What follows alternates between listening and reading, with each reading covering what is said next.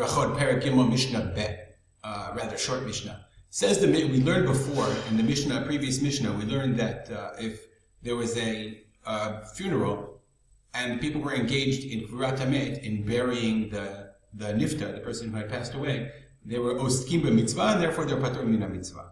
So it's very interesting how halacha pivots almost immediately. We're oseg b'mitzvah, we were dealing with the mecha mitzvah, you were dealing with the burial, and then as soon as the burial is over, as soon as that's done, we pivot and immediately turn to the needs of the aveilim. We turn to Nichum aveilim, to consoling the mourners.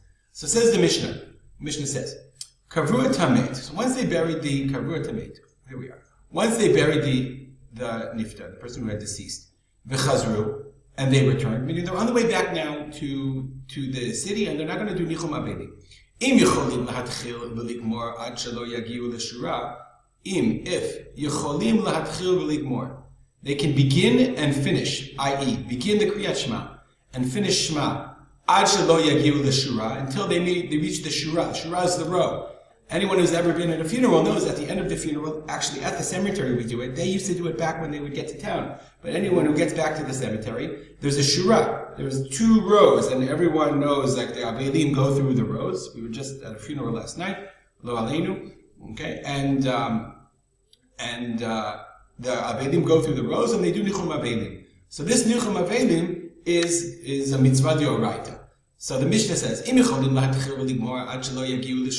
they can begin and finish Kriyat Shema until they get to the Shura, yatchilu, then they should start Shema. And if not, lo yatchilu. They should not begin the Shema. They should wait, and then they should do Nichum aveilim, and then afterwards they should recite Shema.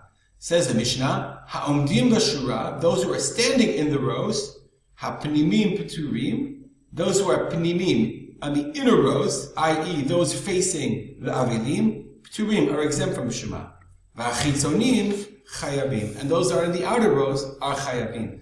It's interesting, one gets the sense that it's a little different than we do. We do it like very quickly, that there are 2 rows, and the aveilim walk through the 2 rows, and then you say, ha'makom yanachem etchem, and they go by. One gets the sense that in the times of the Mishnah, it was more like a receiving line, that the people would go through and they would stop and they would achar nivu, nichum, and this was really the shiva. It took a long time.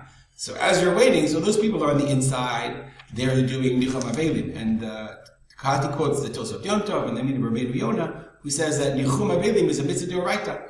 So we invoke the principle of ha'oseg b'mitzvah, patur min ha'mitzvah. So therefore, since they're engaged in the mitzvah of nichum aveilim, they're paturin, they're exempt. Whereas the chitzonim, those who are standing on the outside, those who are, they're kind of watching, they're part of the crowd, nonetheless, they're not engaged in the mitzvah, and therefore, they're chayavin, they're obligated to recite Kriyat Shema while they're standing and waiting for their turn to do Nichum aveilim. Again, I want to dedicate this learning, today's Mishnah, in the memory of Rabbi Yisrael Tachman, who was my brother-in-law's father, a very wonderful man, very devout, very fascinating and steadfast individual. It was a pleasure to have been privileged to know him. May his neshama have an aliyah, and may he be meilitzi usher for all of us, his whole family, and all of Klal Yisrael. Have a great day. Any questions or comments? Email me, rspolter@gmail.com.